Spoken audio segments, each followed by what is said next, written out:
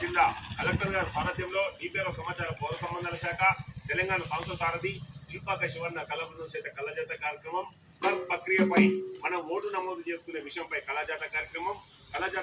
ఉద్దేశించిన చక్కటి పాట మన కోసం మనందరి కోసం. భారత పౌరులారా ఓ యువతి యువకులారా